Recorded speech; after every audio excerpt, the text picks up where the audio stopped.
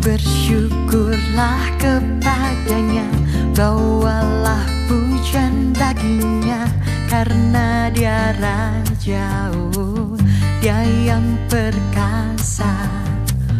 Tuhanlah kekuatanku, mazmur dan keselamatanku, dia penolongku yang beri hidupku. Kau yang berjaya, seluruh semesta sujud menyembah. Akulah kebangkitanmu, mujizat telah terjadi. Junjung kasih anugerahmu, kekal teguh dan mulia. Masyurlah perbuatanmu, kau penyelamat hidupku. Kasihmu tiada tara, bertahta kau Tuhan Rajaku.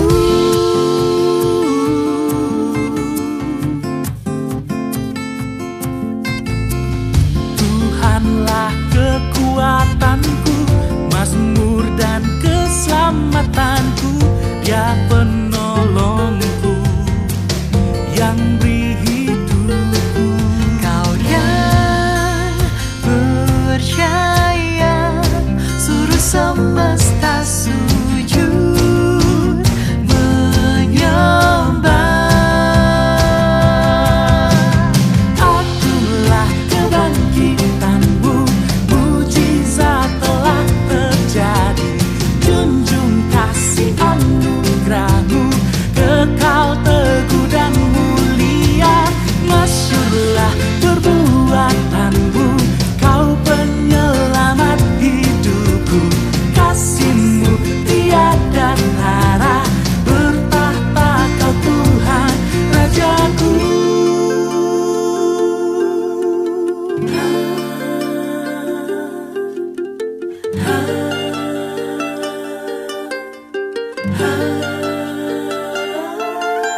Kau yang berjaya, seluruh semesta sujud Menyembah.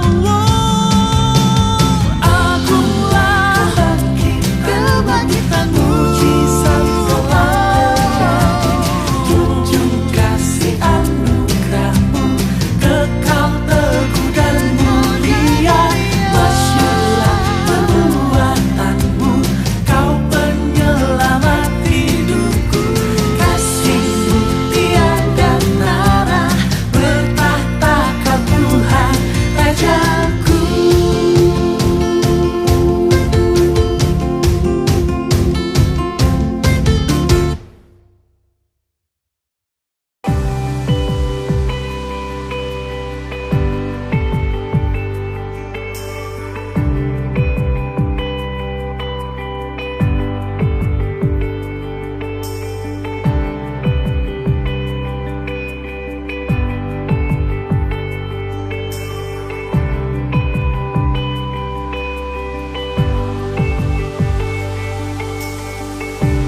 Dalam kesesakanku, kau beri kedamaianmu. Dalam keraguan, ku temukan wajahmu.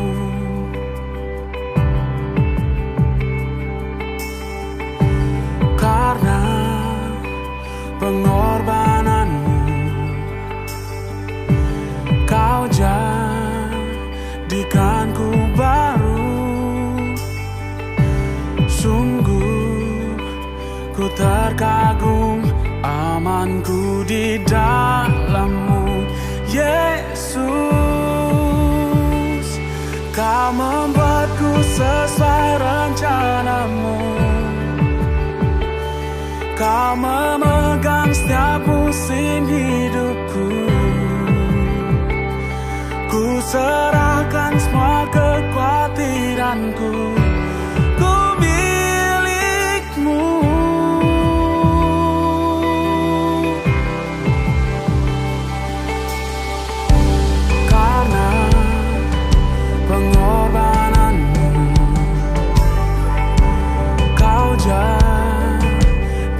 kehidupanku baru. Sungguh ku terkagum amanku di dalam-Mu, Yesus. Kau membuatku sesuai rencana-Mu. Kau memegang setiap musim hidupku. Ku serahkan semua kekhawatiranku. Ku milik-Mu.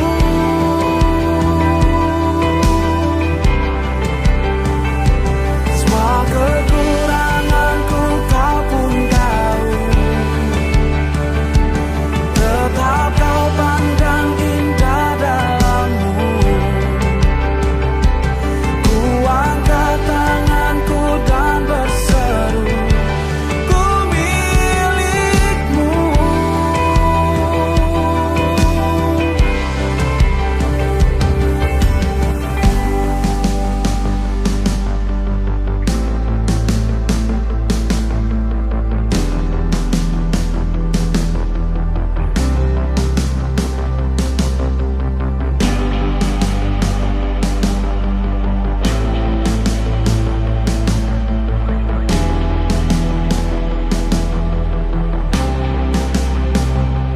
I am yours now forever. In your grace I surrender. You are mine now forever. I'm alive in your wonder. I am yours now forever. In your grace I surrender. You are mine now forever. I'm alive in your wonder. I am yours now forever. Halo semua, dalam rangka membantu sesama jemaat yang saling membutuhkan media promosi, gereja telah membuat satu platform yang bernama Lapak Berkat Wong Kito. Platform ini bertujuan untuk membantu sesama jemaat yang terkena dampak penurunan ekonomi akibat pandemi COVID-19 dan hanya akan diadakan selama masa pandemi COVID-19. Lapak Berkat Wong Kito berfungsi sebagai media promosi berbagai produk ataupun makanan yang dijual oleh jemaat. Bagi yang ingin mempromosikan produknya, dapat menghubungi WhatsApp gereja di 0895 1061 2355 atau DM langsung di Instagram Lapak Berkat Wong Kito dengan ketentuan follow Instagram @lapak_bwk. Shopping and blessing, belanja sambil memberkati orang lain, hanya di Lapak Berkat Wong Kito. Ku milik-Mu.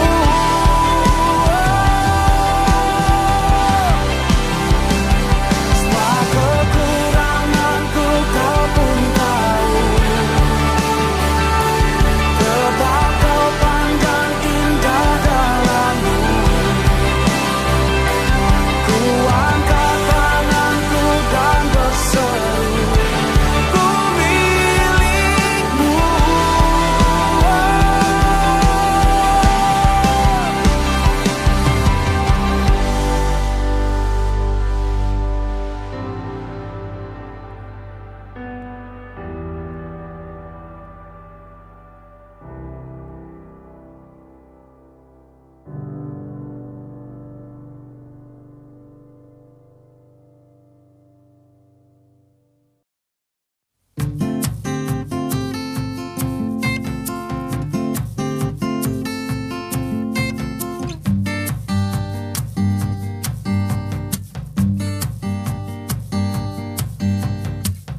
Bersyukurlah kepadanya, bawalah pujian baginya, karena dia Rajau, dia yang perkasa.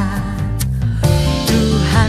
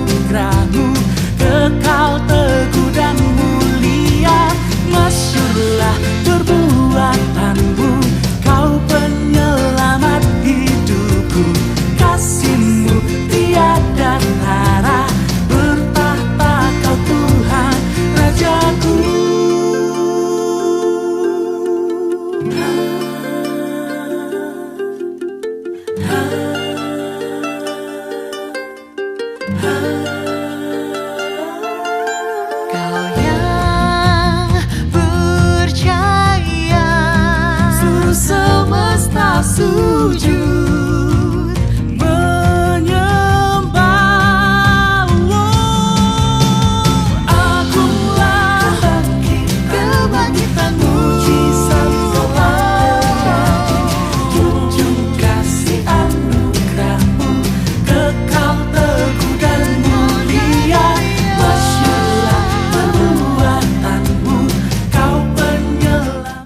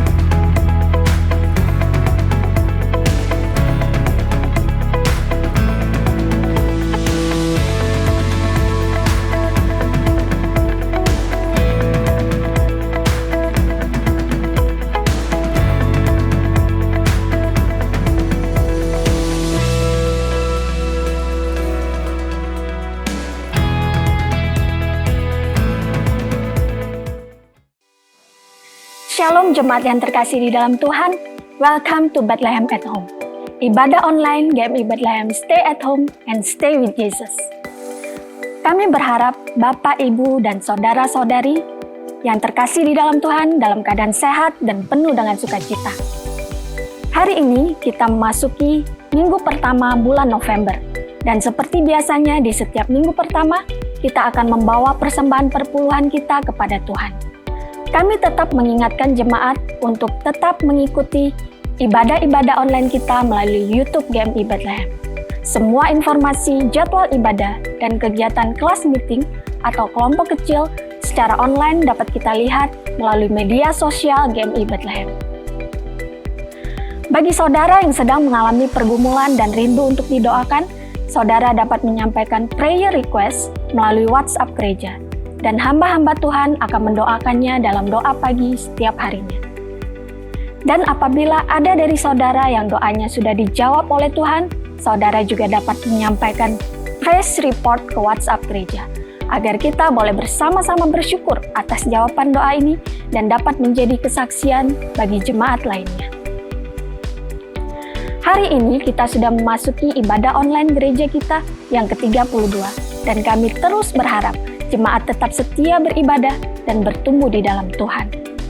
Firman Tuhan hari ini akan dibawakan oleh Pendeta Benny Solihin dari Indonesia Preaching Ministry dengan tema PR yang belum dikerjakan.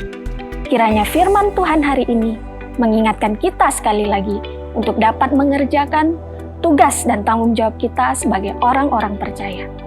Mari kita bersama-sama menyiapkan hati kita untuk menyembah dan memuji Dia. Shalom, selamat pagi Bapak Ibu yang terkasih dalam Yesus. Welcome to Bethlehem at Home. Mari saat ini kita persiapkan hati kita untuk masuk dalam hadirat Tuhan. Ibadah pada pagi hari ini kita mulai dalam nama Allah Bapa, Putra, dan Roh Kudus. Aku akan memuji-muji nama Allah dengan nyanyian, mengagungkan Dia dengan nyanyian syukur. Mari kita berdoa. Bapa kami yang di surga, tiada henti-hentinya kami mengucap syukur untuk kebaikan Tuhan dalam hidup kami. Kami juga bersyukur Tuhan atas keselamatan yang sudah Tuhan berikan kepada kami. Hari ini Tuhan kami mau datang menyembah-Mu. Tuhan pakai setiap kami untuk sungguh-sungguh memuji Engkau. Pagi ini juga Tuhan kami datang memohon pengampunan daripada-Mu. Jikalau dalam hidup kami begitu banyak dosa yang kami perbuat, baik pikiran, perkataan, maupun sikap kami menyakiti hati orang lain. Kami mohon Tuhan Engkau mengampuni kami. Tuhan tolong kami agar hidup kami boleh menjadi teladan bagi orang lain. Dan kami menyerahkan juga ibadah kami ini dari awal pertengahan sampai akhirnya ke dalam tangan Tuhan. Engkau pimpin Tuhan, sertailah kami. Dalam nama Yesus kami berdoa. Amin. Hanya kepada Tuhan tempat kita berseru, dan hanya kepadanya saja kita percaya, karena Dia adalah sumber kehidupan.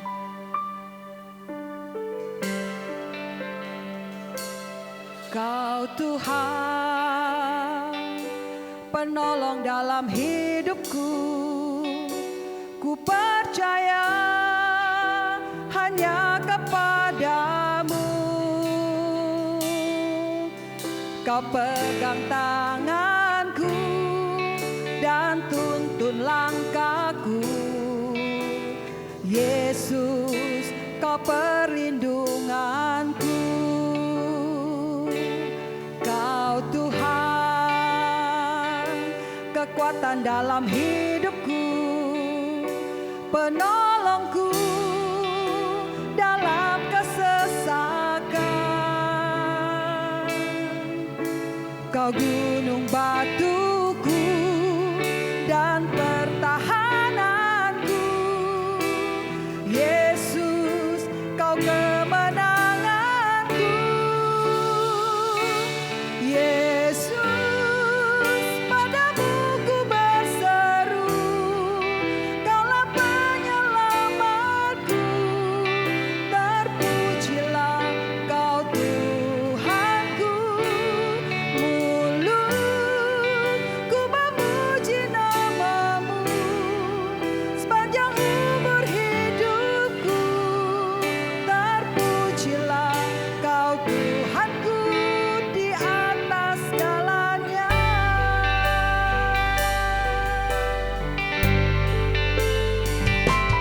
Kau Tuhan, kekuatan dalam hidupku, penolongku dalam kesesakan. Kau gunung batuku dan pertahananku. Yesus, Kau kemenanganku. Yesus, padamu ku berseru, Kaulah penyelamatku. Terpujilah Kau Tuhanku. Mulutku memuji nama-Mu sepanjang umur hidupku.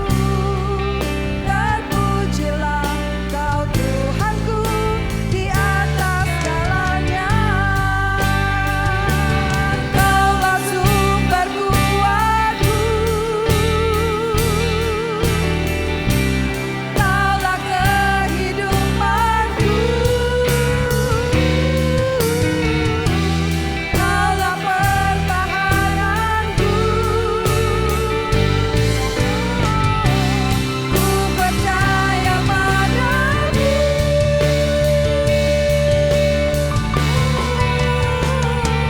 Yesus, padamu ku berseru, Kaulah penyelamatku.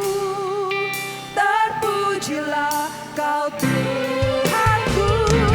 Mulutku memuji nama-Mu sepanjang umur hidupku. Terpujilah Kau Tuhanku di atas segalanya. Mulutku memuji nama-Mu sepanjang umur hidupku. Terpujilah Kau Tuhanku di atas segalanya.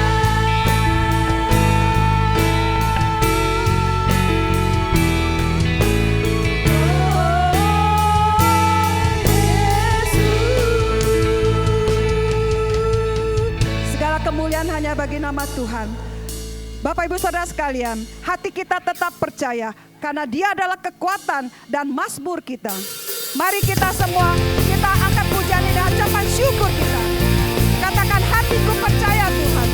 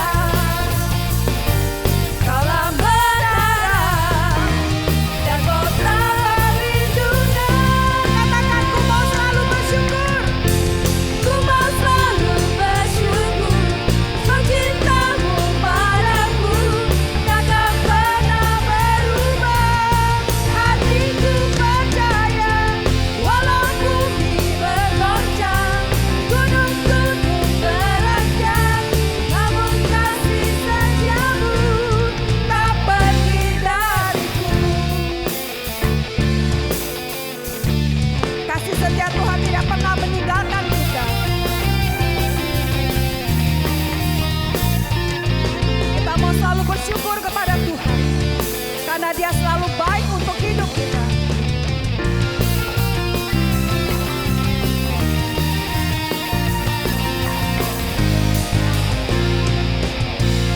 Mari kita sama-sama katakan, ku mau selalu bersyukur sebab cintamu padaku takkan pernah berubah.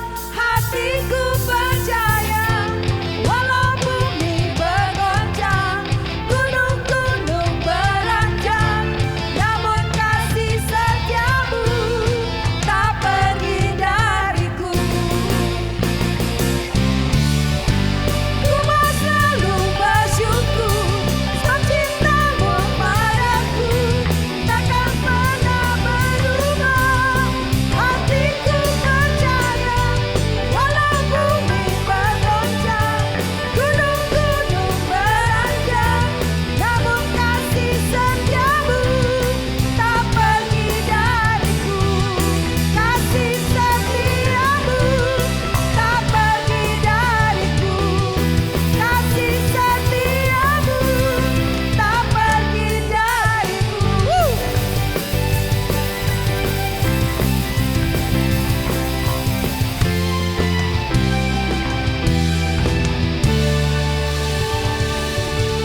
Kasih setia Tuhan tidak pernah pergi dari kita. Mari Bapak Ibu, kita bangkit berdiri. Dan semua orang percaya di segala tempat dan sepanjang masa kita mengikrarkan pengakuan iman rasuli. Aku percaya kepada Allah, Bapa yang Maha Kuasa, Khalik langit dan bumi, dan kepada Yesus Kristus Anaknya yang tunggal Tuhan kita, yang dikandung daripada Roh Kudus, lahir dari anak darah Maria, yang menderita sengsara di bawah pemerintahan Pontius Pilatus, disalibkan, mati dan dikuburkan, turun ke dalam kerajaan maut. Pada hari yang ketiga, bangkit pula dari antara orang mati, naik ke sorga, duduk di sebelah kanan Allah, Bapa yang Maha Kuasa, dan dari sana Ia akan datang untuk menghakimi orang yang hidup dan yang mati. Aku percaya kepada Roh Kudus, gereja yang kudus dan am, persekutuan orang kudus, pengampunan dosa, kebangkitan tubuh, dan hidup yang kekal. Amin. Waktu Tuhan bukan waktu kita. Jangan sesali keadaannya.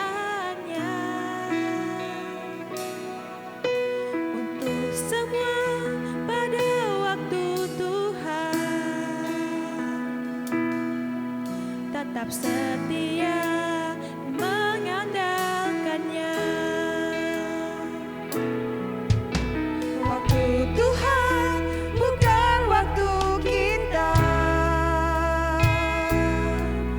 Jangan sesali keadaannya.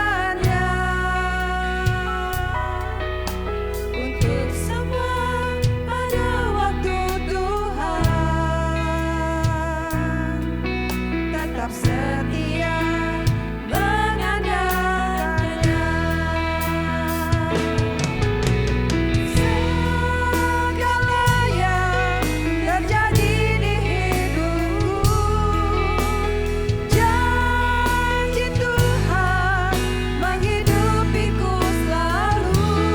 Ku yakin, percaya ada waktunya Tuhan, semua akan indah pada waktunya.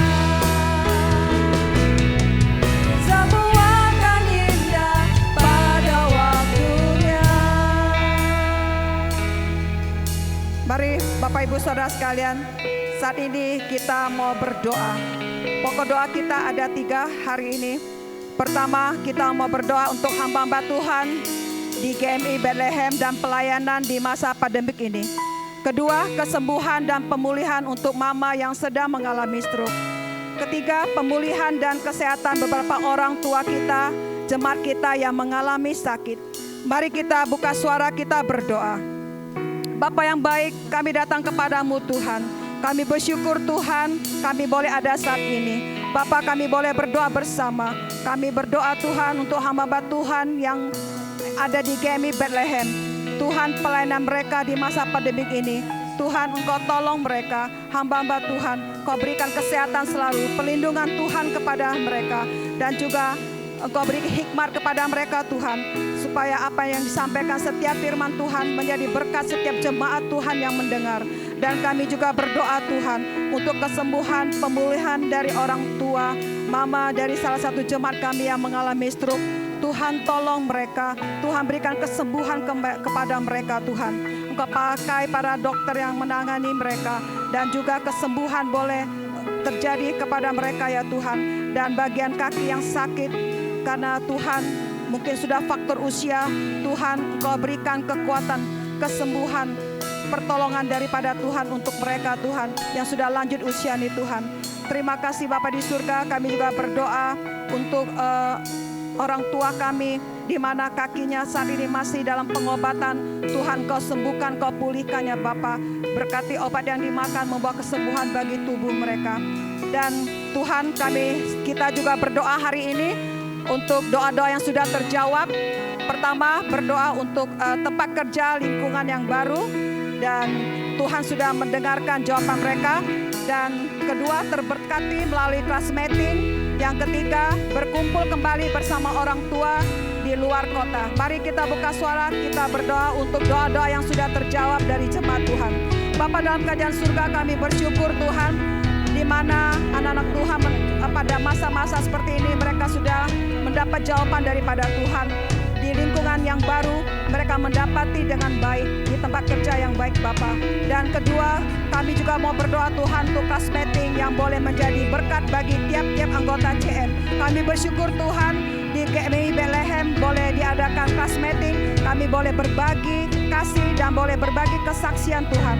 Dan kami juga bersyukur Tuhan di salah satu keluarga jemaat di mana mereka saling boleh bertemu, dan juga mereka semua di luar kota mereka boleh berkumpul kembali. Kiranya Tuhan terus menjaga dan melindungi semua keluarga mereka Bapa. Terima kasih Bapa. Tuhan Yesus, inilah doa-doa kami pada hari ini. Kiranya Engkau mendengar seruan doa kami Bapa. Terima kasih Tuhan, dalam nama Yesus kami berdoa, amin. Segala yang terjadi di hidupku, janji Tuhan menghidupiku selalu. Ku yakin, percaya, ada waktunya Tuhan, semua akan indah pada waktunya. Katakan, segala yang terjadi di hidupku, janji Tuhan menghidupiku selalu. Ku yakin, percaya, pada waktunya Tuhan, semua akan indah pada waktunya. Katakan, ku yakin, percaya, ada waktunya Tuhan, semua akan indah pada waktunya. Semua akan indah, semua akan indah pada waktunya. Shalom saudara, kita bertemu lagi di dalam kebaktian. Kita percaya bahwa Tuhan hadir di tengah-tengah kita dan akan berfirman kepada kita, memberi kekuatan, memberikan pimpinan akan kebenarannya kepada kita. Sebelum kita membaca firman Tuhan dan merenungkan khotbah yang akan disampaikan, saya ajak saudara untuk berdoa memohon pimpinan dan pertolongan Roh Kudus. Mari saudara sekalian. Bapa di dalam surga, hati kami telah siap untuk mendengar firman-Mu. Pimpin dan bimbinglah kami dengan Roh Kudus-Mu, agar pikiran kami, agar hati kami boleh menerima dan memahami firman Tuhan, terlebih lagi melakukan firman-Mu. Bapa dalam surga, kami meletakkan hamba-Mu yang penuh dengan kekurangan dan juga kelemahan untuk boleh diurapi dengan kuasa Roh Kudus-Mu, sehingga ketika Dia menyampaikan firman, sungguh-sungguh Roh Allah lah yang berkata-kata kepada kami. Bapa, kami telah siap untuk mendengar firman-Mu. Berfirmanlah. Dalam nama Tuhan Yesus, penebus kami yang agung, yang telah mati bagi kami berdoa. Amin. Saudara, firman Tuhan pada saat ini yang akan kita baca adalah terambil dari Efesus 2 ayat 8 sampai dengan 10. Efesus 2 ayat 8 sampai dengan 10. Demikianlah firman Tuhan. Sebab karena kasih karunia, kata Paulus kepada jemaat di Efesus, kamu diselamatkan oleh iman. Itu bukan hasil usahamu, tetapi pemberian Allah. Itu bukan hasil pekerjaanmu. Jangan ada orang yang memegahkan diri. Karena kita ini buatan Allah, diciptakan dalam Kristus Yesus untuk melakukan pekerjaan baik yang dipersiapkan Allah sebelumnya. Ia mau supaya kita hidup di dalamnya. Saudara-saudara yang dikasihi Tuhan, pada waktu saudara masih duduk di bangku sekolah atau bangku kuliah, pernahkah saudara datang ke kelas tanpa mengerjakan PR? Saudara datang ke kelas tidak mengerjakan PR saudara. Dan PR itu harus dikumpulkan di jam pertama. Dan PR itu begitu banyaknya. Dan dosen yang memberi tugas PR itu begitu galak dan menakutkannya. Bagaimana perasaan saudara? Saya percaya saudara khawatir, gelisah, agak stres, memikir-mikirkan bagaimana mengungkapkan alasan yang bisa diterima oleh dosen tersebut. Saudara-saudara, apa sebabnya sih saudara sampai tidak mengerjakan PR saudara? Kalau saya menganalisis, mungkin ada berbagai kemungkinan. Kemungkinan yang pertama, saudara tidak tahu ada PR itu. Kalau itu diungkapkan sebagai alasan, apakah bisa diterima oleh dosen itu? Padahal hampir seluruh kelas, student itu tahu ada PR. Yang kedua, barangkali saudara-saudara tahu, tapi saudara lupa. Bagaimana kalau jawaban lupa diungkapkan pada dosen tersebut? Kira-kira bisa diterima tidak? Saya kira tidak bisa, bukan? Dosen itu tidak mau tahu lupa atau tidak lupa, harus dikerjakan. Yang ketiga, saudara-saudara tahu, tapi saudara nggak minat mengerjakannya. Kenapa sih nggak minat? Saudara sedang asik dengan aktivitas pribadi saudara. Sampai waktunya keesokan hari ketika ke kelas, saudara sadar saudara belum mengerjakan PR itu. Waduh saudara, jadi apa yang harus diberikan, jawab apa yang harus diberikan, alasan apa yang harus diberikan kepada dosen itu. Apalagi kalau dosen itu tahu bahwa saudara bisa kuliah di situ karena disponsori oleh seseorang. Saudara tidak mampu kuliah di tempat universitas yang mahal itu. Ada seseorang yang rela mensponsori saudara. Dan orang itu orang terkenal. Dan orang itu yang merekomendasi saudara untuk diterima. Padahal IP saudara juga tidak cukup. Bagaimana kalau kelak dosen itu melaporkan, menceritakan bahwa saudara datang ke kelas tidak mengerjakan PR? Bagaimana kalau kelak saudara-saudara IP saudara atau raport saudara harus ditunjukkan kepada orang itu? Apa jawab saudara ketika ditanya kenapa hasilnya seperti ini?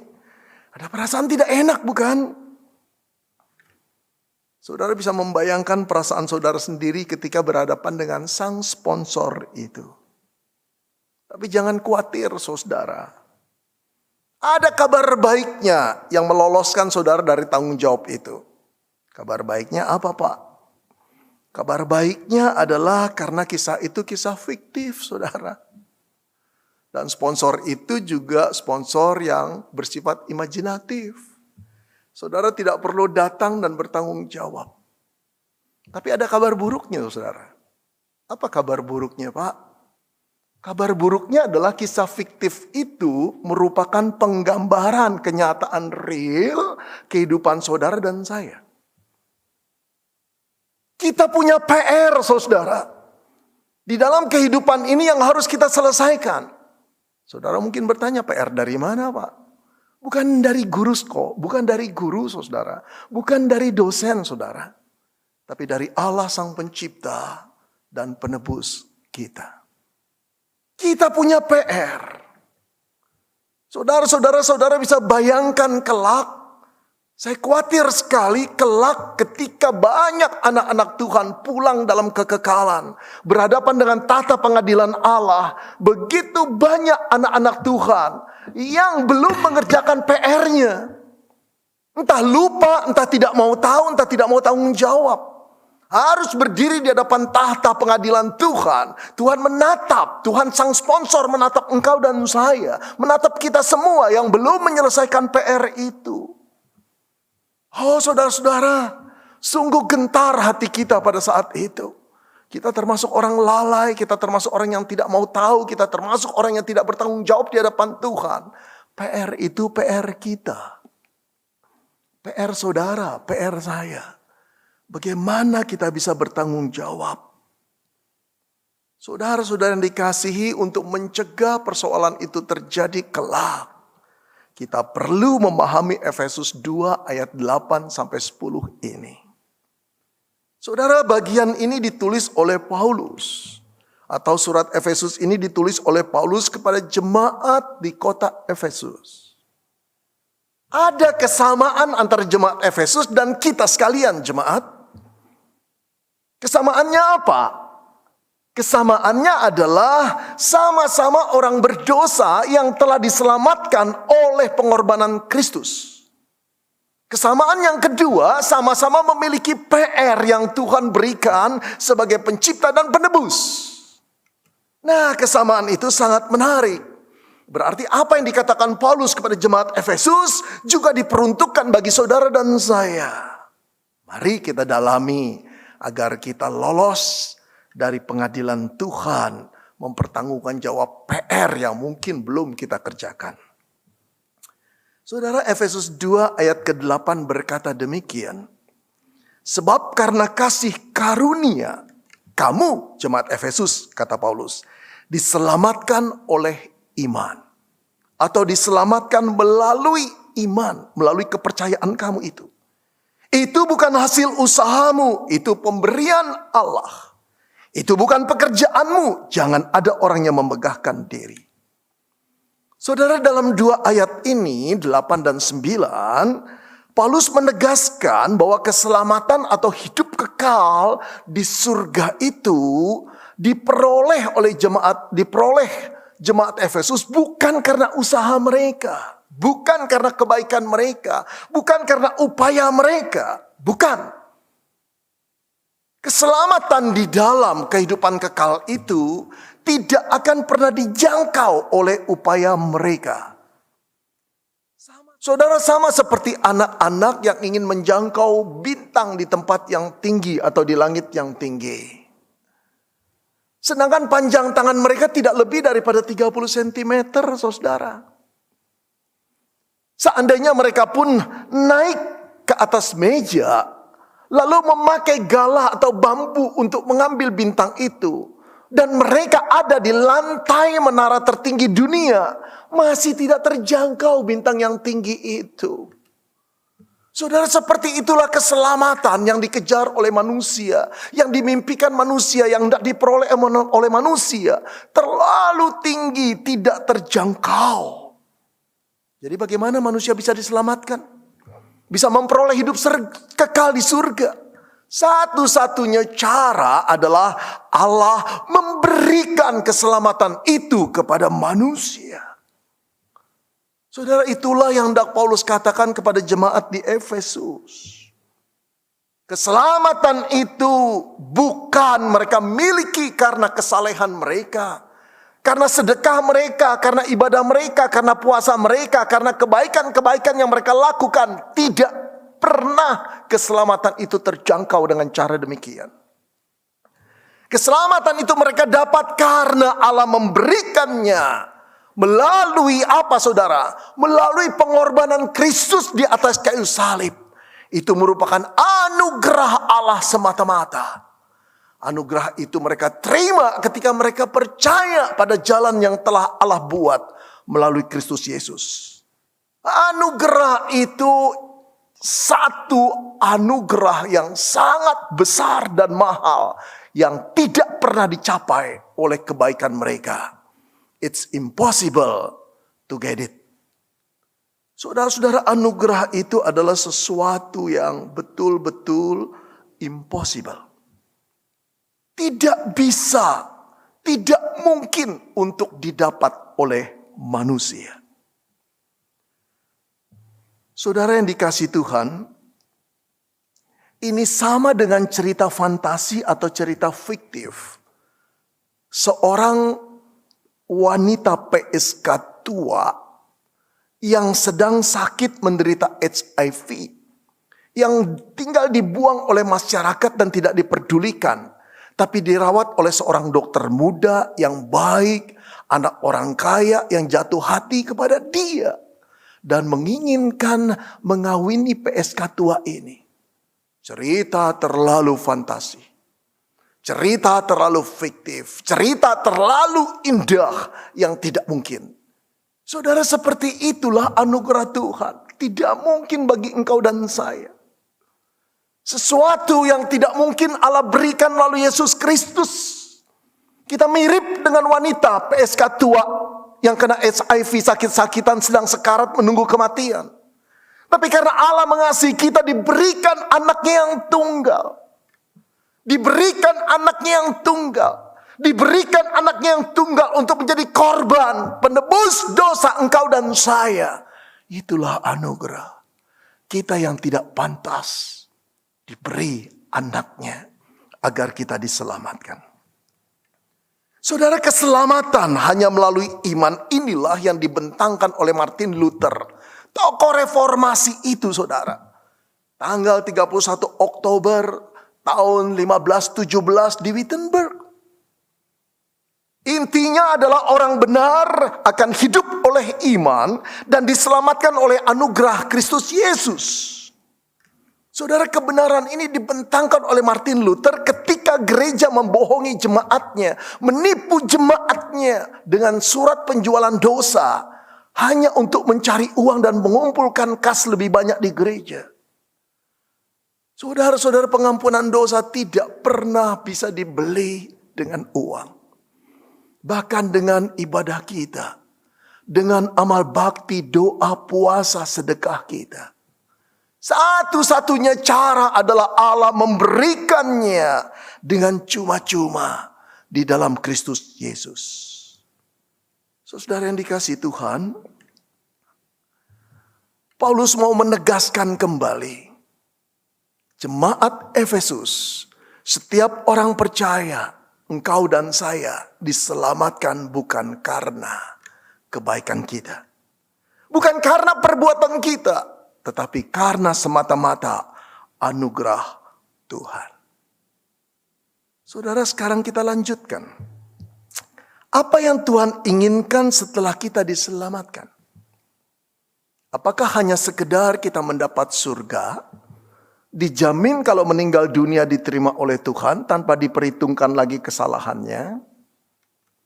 Saudara-saudara, Efesus 2 ayat 10a mengatakan demikian. Karena kita ini buatan Allah, diciptakan dalam Kristus Yesus untuk melakukan pekerjaan baik. Saudara, perhatikan, inilah tujuan, salah satu tujuan Allah menyelamatkan kita. Melakukan pekerjaan baik. Tapi sebelumnya Paulus berkata, karena kita ini buatan Allah. Saudara, kata buatan dalam Yunaninya itu adalah poima. Dalam bahasa Inggrisnya poem. Artinya puisi. Dengan kata lain kita boleh mengartikan ini. Bahwa kita ini adalah puisi-puisi Allah. Karya seni Allah. Yang dibuat di dalam Kristus Yesus, yang mati bagi kita. Darahnya menyucikan kita, sehingga kita dijadikan baru. Kita ini karya seni Allah.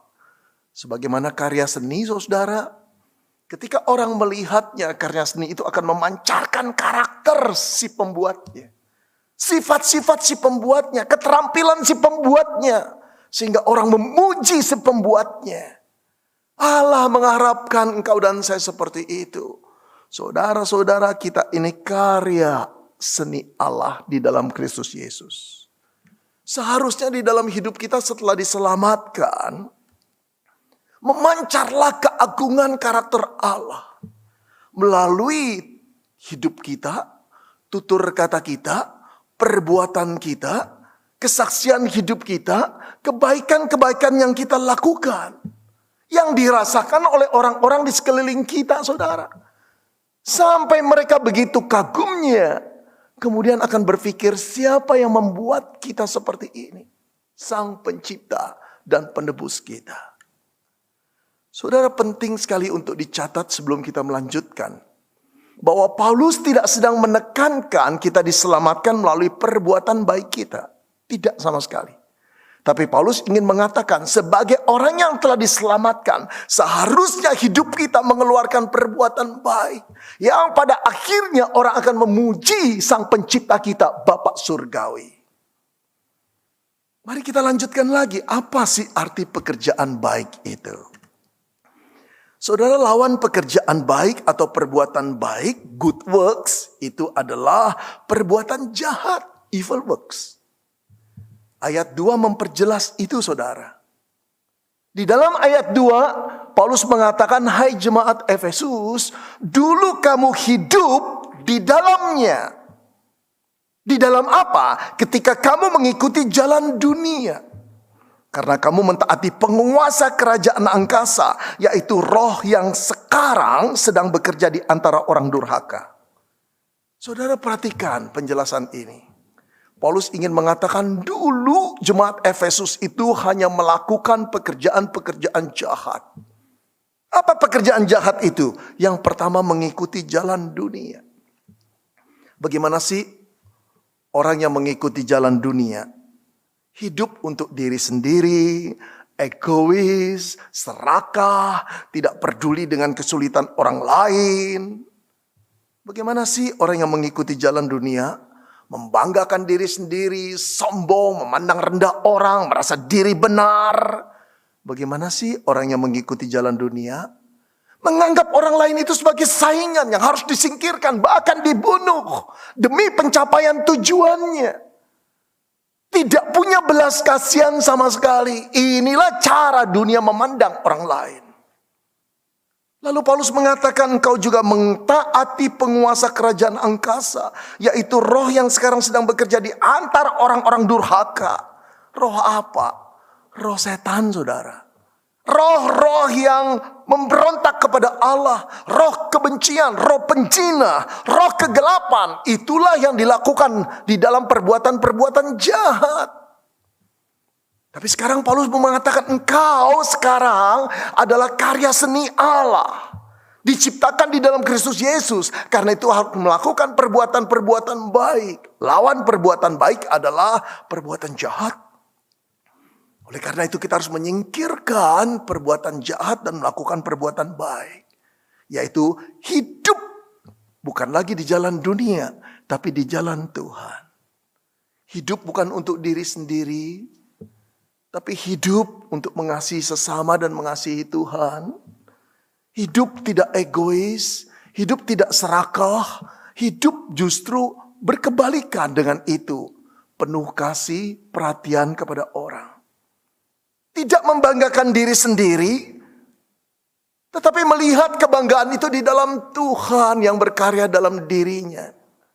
Rendah hati, mengutamakan orang lain, hormat pada orang lain. Tidak menganggap orang lain sebagai saingan, tetapi sebagai sesama yang kadangkala harus ditolong, ditopang, diberi kekuatan, diberdayakan. Itu semua perbuatan baik.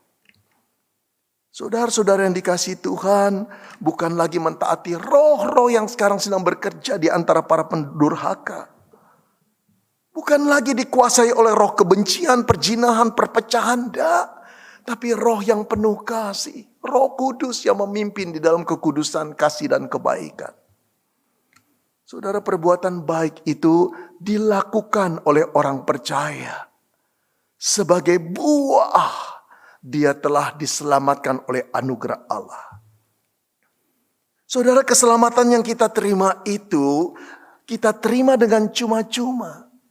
Tapi jangan sampai hidup kita berakhir dengan cuma-cuma. Biarlah keselamatan yang Allah beri itu betul-betul menjadi bau-bauan yang harum bagi nama Tuhan. Saudara, hidup yang telah diselamatkan seharusnya bergairah untuk melakukan pekerjaan baik. Karena itu telah didesain Allah seperti ini untuk kemuliaan Allah. Saudara-saudara, saya ingin masuk pada karakteristik pekerjaan baik yang Paulus nyatakan dalam Efesus 2 ayat 10b. Mari kita dalami lagi, saudara. Paulus berkata, karena kita ini buatan Allah diciptakan dalam Kristus Yesus untuk melakukan pekerjaan baik. Yang, Paulus katakan, dipersiapkan Allah sebelumnya. Ia mau supaya kita hidup di dalamnya. Saudara yang luar biasa, pekerjaan baik itu atau perbuatan-perbuatan baik itu telah dirancang Allah. Kapan dirancang Allah? Bukan pada waktu setelah kita diselamatkan. Dengan ajaib, Alkitab mengatakan yang dipersiapkan Allah sebelumnya. Kapan? Sejak dalam kekekalan. Kapan? Sebelum engkau dan saya diselamatkan. Berarti di dalam rancangan Allah memang sudah ada kapling-kapling yang dipatok Allah untuk dikerjakan bagi orang-orang yang akan diselamatkan Tuhan. Engkau dan saya, kita semua, termasuk jemaat Efesus. Ada kapling-kapling bagianmu dan bagianku yang secara spesifik harus engkau lakukan dan aku lakukan. Tidak untuk orang lain lakukan. Saudara-saudara, apakah kita akan mampu melakukan kapling yang sudah Tuhan petakan buat kita? Dan bagian-bagian orang itu berbeda-beda. Ada kapling yang besar, ada kapling yang luas, ada kapling yang cuma sepetak kecil. Tapi masing-masing diberi oleh Allah atas kedaulatan Allah. Kita tidak bisa komplain, kita tidak bisa menuntut. Itulah PR engkau dan PR saya. Engkau barangkali khawatir, mampu gak ya melakukannya? Aku hanya orang sederhana. Saudara, kalau Allah memberi kepadamu dan kepadaku, kepada kita sekalian, maksud sih dia tidak memampukan engkau dan saya? Saya akan bacakan tulisan Paulus kepada anak rohaninya yang merasa minder, rendah diri, tidak mampu mengembalakan sebuah jemaat. Di dalam 2 Timotius 3 ayat 17 Paulus berkata, tiap-tiap manusia kepunyaan Allah diperlengkapi untuk setiap perbuatan baik. Diperlengkapi. Tuhan bukan cuma memberikan kapling perbuatan baik yang harus kita lakukan. Tetapi kelengkapannya untuk kita mampu melakukannya, termasuk kesempatannya, disediakan Tuhan. Disediakan Tuhan. Yang lebih ajaib lagi, saudara, bahkan bukan cuma disediakan pas-pasan. Di dalam 2 Korintus 9 ayat 8, Paulus berkata, malah berkelebihan. Kesempatan, kemampuan untuk melakukan berbagai kebajikan itu berkelebihan dalam hidup kita. Kalau demikian, saudara, tidak ada alasan bagi kita untuk tidak bisa. Tidak ada peluang, tidak ada kesempatan, tidak ada dana, tidak ada tenaga, tidak ada. Satu-satunya alasan kita tidak melakukan, karena memang kita tidak mau. Saudara, bagaimana kita bisa berhadapan dengan Tuhan kelak kalau kita tidak mau melakukannya? Ini PR kita yang belum kita kerjakan. Atau buat sebagian kita yang belum kita selesaikan. Saudara, dia adalah sponsor yang membuat engkau dan saya diselamatkan oleh darah Kristus. Bapa adalah sponsor yang memungkinkan engkau mempunyai seperti sekarang ini. Tapi Bapak tidak membiarkan engkau diselamatkan hanya untuk memikirkan dirimu sendiri. Dia menyiapkan kapling-kapling yang menjadi PR engkau dan saya, menjadi bagianmu dan bagianku masing-masing untuk kita selesaikan. Dan saudara, karakteristik daripada perbuatan baik ini yang harus kita ketahui adalah bentuknya tidak terbatas. Bukan cuma kita tidak tahu berapa luas kapling itu pada masing-masing orang. Tetapi bentuknya tidak terbatas. Kebaikan itu yang harus kita lakukan tidak dibatasi sama satu jenis bentuk saja. Tidak. Kadangkala perbuatan-perbuatan baik yang kita lakukan bisa sekedar hanya senyum saja. Bisa sekedar menyapa seseorang, say hello, good morning, apa kabar. Tetapi juga bisa sekedar saudara untuk menawarkan bangku. Ketika ada orang yang memerlukan bangku dan kita berdiri mempersilakannya. Bisa juga menyediakan sebotol air minum mineral untuk orang yang sedang haus. Bisa juga keramahan, hospitality saudara. Ada banyak bentuk dan tidak terbatas. Karakteristik yang lain adalah saudara, waktu pengerjaannya. Perbuatan-perbuatan baik ini, coupling yang Tuhan serahkan padamu dan padaku, justru terbatas. Barangkali saudara bertanya, terbatas oleh apa, Pak? Terbatas oleh usia, terbatas oleh umur yang Tuhan berikan kepadamu dan kepadaku. Kesempatan untuk melakukan perbuatan baik itu tidak selamanya ada padamu dan padaku. Satu kali Tuhan memanggil kita pulang, perbuatan baik itu tidak pernah bisa kita lakukan lagi. Oh, betapa berharganya yang disebut kesempatan. Betapa berharganya untuk melakukan yang baik di dalam kesempatan-kesempatan itu. Satu kali berlalu tidak mungkin diulang lagi. Saudara-saudara, saya pernah merasa menyesal ketika pada satu pagi saya jalan pagi bersama istri saya. Ketika habis jalan pagi, saudara, menuju pulang ke rumah, saya melihat seorang ibu tua memungut kayu-kayu bakar. Lalu dia membawa karung plastik yang sudah begitu banyak. Dengan jalan membungkuk-bungkuk, ibu tua itu mulai menggendong, kemudian menyeret karena tidak kuat. Pada waktu saya melewati, saya lihat di dalam tumpukan kayu bakar itu ada singkong, saudara. Rupanya dia melewati perkebunan singkong. Lalu mungkin singkong liar menggalinya dan mengambilnya, mencabutnya. Jelas saudara-saudara, karung kayu itu berat sekali. Tidak lama kemudian ibu itu duduk di trotoar. Ada perasaan kasihan. Ada perasaan, ada bisikan Tuhan, tolong ibu itu. Saya tidak tahu apa yang harus saya tolong. Apakah saya harus membawa karung yang begitu berat? Saya juga punya problem back pain, saudara. Pernah dioperasi saraf terjepit. Tapi Jemaat yang dikasih Tuhan, saya akan pulang cepat-cepat, saya akan ambil uang dan menolong ibu itu atau membantu ibu itu. Saudara, kemudian 10 menit kemudian saya sampai ke rumah, tapi saya masih berlama-lama sedikit. Saya kira ibu itu akan tetap di situ. Lalu 10 menit kemudian, saudara, setelah saya mengambil uang, saya mengambil mobil saya dan pergi ke tempat itu. Ibu itu sudah tidak ada. Saya mulai khawatir, saya tidak menemukan dia.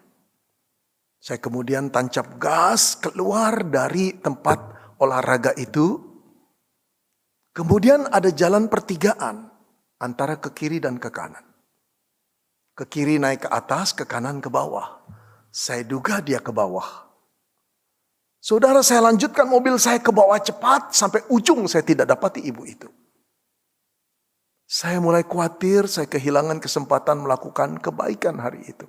Saya putar, saya naik ke kiri, ke atas. Sampai ujung saya tidak ketemukan ibu itu. Dengan perasaan malu, sedih, kecewa, saya pulang ke rumah dan istri saya berkata, ketemu Ben, ibu itu? Enggak. Saudara, ada perasaan sedih kalau ada satu kesempatan melakukan kebaikan itu hilang. Kenapa saya berlama-lama? Masih untung hidup saya belum berakhir, saudara. Tuhan masih memberikan saya kesempatan untuk melakukan banyak kebaikan. Dan kalau kesempatan itu diberikan oleh Tuhan di depan mata kita, jangan tolak. Itu adalah kaplingmu, itu adalah kaplingku, itu adalah bagianmu dan bagianku. Bagian kita sekalian.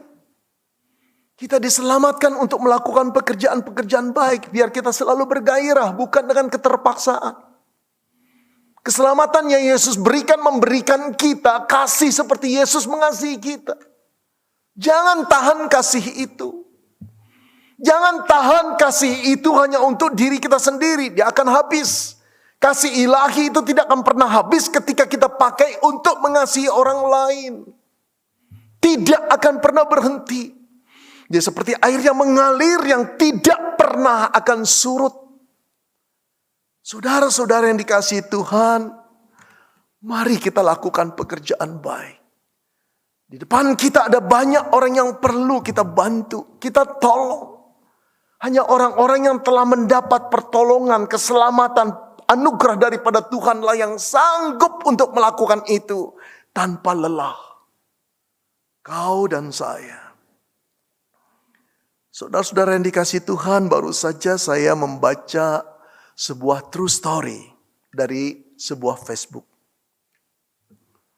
Menarik sekali, ini kisah tentang seorang ibu yang menjadi mahasiswa di sebuah universitas di Jerman. Dia sudah mempunyai 3 anak bersama suaminya di sana, sedang menyelesaikan kuliahnya. Dia berkata, satu kali di mata kuliah terakhir yang dia ambil, yaitu sosiologi, dia mendapat tugas dari dosennya. Tugas yang gampang, disebut smiling. Tugas itu. Saudara, apa yang diwajibkan oleh dosen itu? Setiap mahasiswa disuruh untuk senyum kepada 3 orang berbeda dan mencatat reaksi mereka waktu menerima senyum. Ibu itu berpikir, saya ini orang yang ramah. Senyum bukan jadi masalah karena dia senang ngobrol, dia ramah dengan orang lain, jadi itu tugas yang gampang. Saudara, setelah dia keluar dari kelas itu, suami dan anak bungsunya telah nunggu di mobil. Lalu karena mereka lapar, mereka mampir di resto McDonald. Saudara, dia katakan pagi itu udaranya dingin dan kering. Ketika mereka mengantri untuk mendapatkan makanan di McDonald, dia berkata sama suaminya, kamu dan anak duduk saja dulu, saya yang ngantri. Karena dia tahu selera suaminya, selera anaknya, gampanglah. Saudara, ketika dia mengantri, satu tahap demi satu tahap, satu orang demi satu orang, tiba-tiba orang-orang di belakangnya itu menyingkir. Seperti terjadi kepanikan. Dia bingung. Belum dia berbalik, hidungnya mencium bau yang tidak enak. Bau busuk. Seperti kotoran. Ketika dia berbalik ke belakang, dia lihat orang-orang menyingkir. Dan ada 2 orang di belakangnya. 2 orang tunawisma. 2 orang gembel yang berpakaian lusuh dan bau. Tanpa sadar dia menatap orang itu. Orang itu agak pendek, dia berkata. Mata orang itu memandang dia. Matanya lembut dan mau mengatakan, jangan usir aku, Nyonya. Saudara, orang itu tersenyum lalu berkata, good day, Mom. Tanpa sadar atau otomatis ibu itu senyum juga. Lalu dia kembali mengantri, sedangkan orang di depannya sudah pergi, saudara, tidak tahan dengan baunya. Ketika dia sudah di depan, pelayan daripada McDonald itu berkata, ibu mau pesan apa? Lalu dia menengok pada 2 orang itu. Satu pendek, satu biasa. Tapi orang yang biasa itu tangannya selalu bergerak dengan aneh. Dia sadar orang yang tingginya biasa itu, saudara, punya defisiensi mental. Jadi rupanya yang pendek itulah penjaganya atau penolongnya. Lalu ketika pelayan itu berkata, ibu mau pesan apa? Ibu itu berkata, silakan kalian dulu. Jadi dia menyingkir, dia liatin Dua orang itu bau luar biasa. Saudara-saudara, sampai di sana sang pria yang pendek itu berkata, saya pesan kopi saja. 1 cangkir. Saudara, kemudian kopi datang dan dibayar dengan kepingan-kepingan uang. Uang receh, saudara. Si ibu berpikir itulah sisa uang yang dia punya pasti. Setelah mengambil kopi, kemudian 2 orang itu duduk di sebuah meja. Saudara, ibu itu menjelaskan kalau di Jerman, kalau orang hendak duduk di sebuah restoran harus membeli. Tidak boleh tidak membeli. Paling tidak minuman yang harus dibeli. Di dalam pikiran sang ibu, sekarang dia tahu bahwa 2 orang itu kedinginan ada di luar. Dan dia ingin berteduh, dia ingin menghangatkan diri. Tapi dia hanya bisa memesan secangkir kopi. Lama ibu itu memandang 2 orang itu duduk di bangkunya. Sampai sang pelayan dan orang-orang lain lihat. Lalu sang pelayan berkata, ibu mau pesan apa? 3 kali disapa, ibu mau pesan apa? Baru dia kaget. Tiba-tiba ibu itu berkata, saya diserang oleh rasa iba yang luar biasa. Kemudian dia berkata, saya pesan 3 paket. 2 paket makan pagi, 1 paket besar untuk dia dan keluarganya. Suami dan anak bungsunya. Saudara, setelah paket itu keluar, dia berkata kepada pelayan McDonald, tolong antarkan yang ini kepada suami dan anak saya. Biar saya bawa 2 paket sarapan pagi ini. Lalu dia bawa menuju 2 orang itu. Yang berada di meja sudut yang dijauhi orang-orang. Setelah dia membawa makanan itu di meja 2 orang pria itu, tunawisma. Dia menepuk tangannya. Lalu berkata, aku telah memberikan kalian sarapan pagi. Tolong diterima ya. Saudara-saudara, betapa kagetnya kedua orang itu, terutama pria yang pendek. Menatap wajah sang ibu itu dengan tidak percaya. Dengan mata yang berkaca-kaca lalu berkata, terima kasih banyak nyonya. Terima kasih banyak. Saudara-saudara, sang ibu itu ingin sekali menangis. Dia tepuk pundak orang itu. Lalu dia berkata, sesungguhnya bukan aku yang melakukan ini.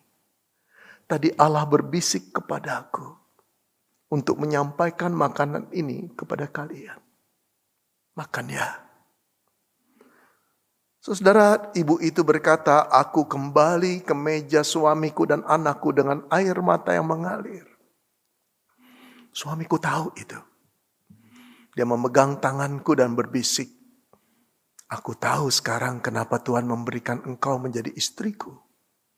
Untuk mengajari aku dan menyentuh hatiku dari kebaikanmu. Saudara-saudara, cerita belum berakhir. Ketika orang-orang selesai makan, tamu-tamu selesai makan, satu persatu datang mampir ke mejanya. Dan memberi salam. Dia berkata salut. Ada yang berkata, oh luar biasa perbuatanmu. Tapi seorang bapak menyalam dia dan memegang tangannya dan berkata begini. Tanganmu ini telah memberikan aku pelajaran yang mahal sekali. Kelak kalau aku dapat kesempatan berbuat baik, aku tidak akan meninggalkannya. Aku akan memakainya segera. Saudara-saudara yang dikasihi Tuhan, selesai ibu ini suami dan anak bungsunya makan. Tanpa sadar, kepala sang ibu ini menoleh kembali kepada 2 laki-laki yang ditolongnya.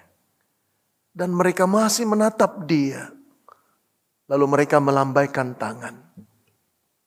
Saudara yang dikasihi Tuhan, pada waktu tugas ini harus diketik dan diserahkan. Dia menyerahkan kepada profesornya atau dosennya pada pagi itu. Ketika dosennya membacanya, dosennya berkata, bolehkah ceritamu ini aku bagikan di kelas? Saya tidak keberatan, kata ibu itu. Saudara, ketika kuliah dimulai, kelas itu dimulai, dosen itu meminta perhatian semua mahasiswa. Lalu saudara, dosen itu membacakan cerita itu. Tentu saja dosen ini membaca dengan sangat luar biasa katanya. Dengan gayanya yang khas. Para mahasiswa di sana tersentuh dan mencucurkan air mata. Beberapa yang duduk dekat dia memeluk dia dan berkata, terima kasih ya untuk ceritamu yang luar biasa itu. Saudara-saudara, di akhir pembacaan cerita itu, sang dosen membacakan kalimat yang saya tulis, kata ibu itu. Apa yang dia tulis? Tersenyumlah dengan hatimu dan kau akan mengetahui betapa dahsyat dampak yang ditimbulkan oleh senyummu itu. Saudara, dengan caranya sendiri, Allah telah menggunakan aku, kata ibu itu, untuk menolong, melakukan perbuatan baik bagi dua orang yang sedang kesulitan itu. Saudara yang dikasihi Tuhan, mencintai sesama dengan menggunakan harta kita. Itulah yang Tuhan inginkan. Sebaliknya, menggunakan harta orang lain dengan menggunakan sesama, itulah perbuatan jahat yang harus kita hindari. Saudara, inilah PR-mu dan PR-ku. PR setiap orang yang pernah diselamatkan oleh Tuhan. Jangan berlama-lama lagi. Jangan hidup lagi hanya untuk diri sendiri. Jangan meratap dan menangis karena kemalangan yang engkau terima dan aku terima yang sebetulnya tidak seberapa dibandingkan orang-orang yang banyak di bawah kita. Sementara kita masih memiliki apa yang kita miliki untuk mencukupkan hidup ini. Kenapa kita tidak berbagi? Saudara-saudara yang dikasihi Tuhan, pada waktu kita berbagi, saudara, apakah kita berbagi untuk mendapat pujian buat diri kita? Tuhan Yesus berkata, saudara, demikianlah hendaknya terangmu bercahaya di hadapan orang, supaya mereka melihat perbuatanmu yang baik dan memuliakan Bapakmu yang di surga. Perbuatan baik yang kita lakukan untuk kemuliaan Bapa di surga. Tetapi kita sebagai anak-anak dan sebagai orang yang telah diselamatkan, bangga sekali. Senang sekali dipakai Tuhan. Termasuk bagian orang-orang yang dipakai Tuhan untuk memuliakan namanya. Pencipta kita, penebus kita, yang membuat kita jadi karya seninya. Saudara, lakukan PR-mu sebelum batas waktu tiba. Mari kita berdoa. Terima kasih Tuhan, kami diselamatkan oleh karena iman kami. Pada anugerah-Mu di dalam Kristus Yesus yang telah mati di kayu salib menebus segala kesalahan kami. Terima kasih Tuhan untuk kesempatan yang Engkau beri kepada kami melakukan perbuatan-perbuatan baik. Coupling itu telah Tuhan gariskan, telah Tuhan sediakan. Dan kemampuan melakukannya pun telah Tuhan siapkan.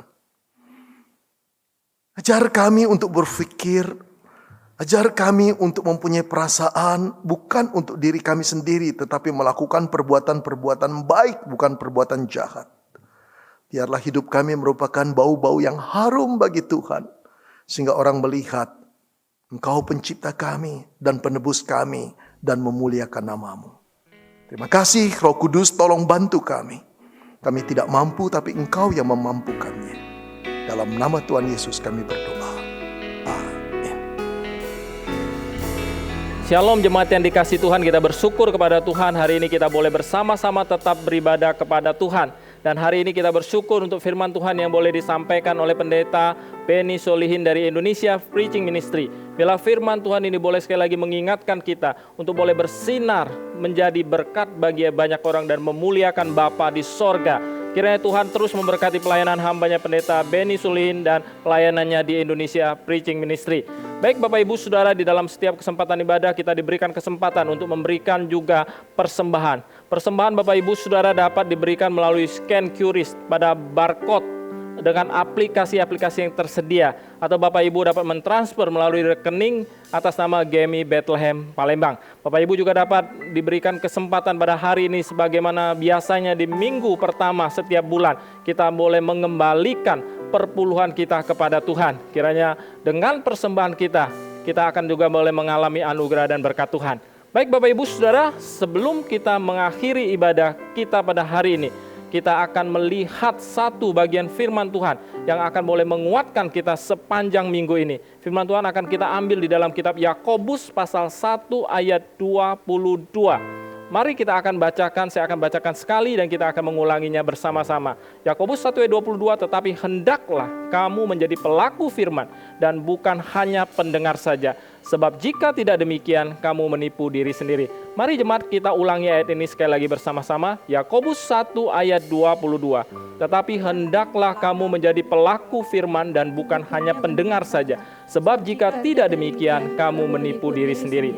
Bila ayat Alkitab ini boleh menjadi kekuatan bagi kita di dalam hari-hari ini. Dan jemaat yang ingin memperoleh informasi tentang ibadah kita dan kegiatan GMI Bethlehem, termasuk juga tentang kelas meeting atau kelompok kecil, Bapak Ibu jemaat dapat melihatnya di media-media sosial yang ada di gereja. Dan kami mendorong dan menghimbau Bapak Ibu yang belum tergabung di dalam kelompok kecil atau kelas meeting, Bapak Ibu dapat bergabung di dalam kelompok kecil atau kelas meeting, karena kita percaya dengan bergabung di dalam satu komunitas, maka kita dapat bertumbuh di dalam Tuhan. Mari kita mengakhiri ibadah kita pada hari ini. Saya mengundang jemaat untuk bangkit berdiri. Kita bersama-sama akan naikkan doa yang diajarkan oleh Tuhan Yesus kepada kita, yaitu doa Bapa kami, dan kemudian kita akan menerima berkat Tuhan. Mari kita berdoa. Bapa kami yang di sorga, dikuduskanlah namamu, datanglah kerajaanmu, jadilah kehendak-mu di bumi seperti di sorga. Berikanlah kami pada hari ini makanan kami yang secukupnya, dan ampunilah kami akan segala kesalahan kami, seperti kami juga telah mengampuni orang yang bersalah kepada kami. Dan janganlah bawa kami ke dalam pencobaan, tapi lepaskanlah kami daripada yang jahat. Karena Engkau yang punya kerajaan dan kuasa dan kemuliaan sampai selama-lamanya. Amin. Jemaat yang dikasihi oleh Tuhan, marilah kita mengarahkan hati kita kepada Tuhan, dan dengan iman kita terima berkat Tuhan. Yen Chu Yesu Citu Te'en Hui Sen De Sai Seling De Gantung Chang Yi Ni Men Chong Ren Dong Chai Chong Qin Si Jedao Yong Yong Yuan Yuan. Kiranya anugerah keselamatan di dalam Tuhan kita Yesus Kristus, kasih sayang pemeliharaan dari Allah Bapa Sorgawi, serta persekutuan dengan Roh-Nya yang kudus, kiranya boleh memberkati kehidupanmu, memberkati keluarga dan rumah tanggamu, memberkati usaha pekerjaanmu, memberkati hari depanmu, memberkatimu di situasi saat ini dengan tetap berpengharapan kepada Tuhan. Dari saat ini sampai Tuhan Yesus datang kembali di dalam kemuliaannya. Amin.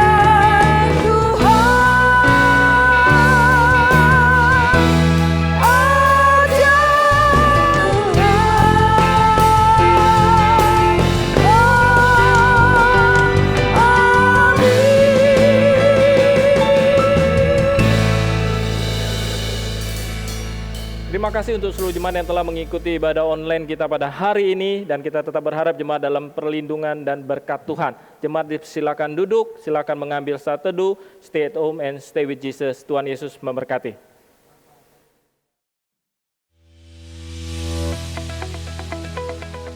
Shalom Bapak Ibu yang terkasih dalam Tuhan Yesus Kristus. Terima kasih sudah bergabung dalam online service GMI Bethlehem Palembang. Bagi Bapak Ibu dan saudara-saudari yang terkasih, apabila merasa diberkati melalui online service kita hari ini, mohon dapat klik like yang ada gambar jempolnya, lalu membagikan online service kita hari ini ke kerabat ataupun ke teman-teman Anda.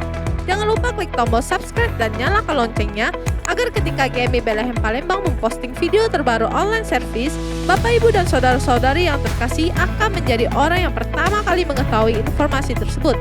Terima kasih, Tuhan Yesus memberkati.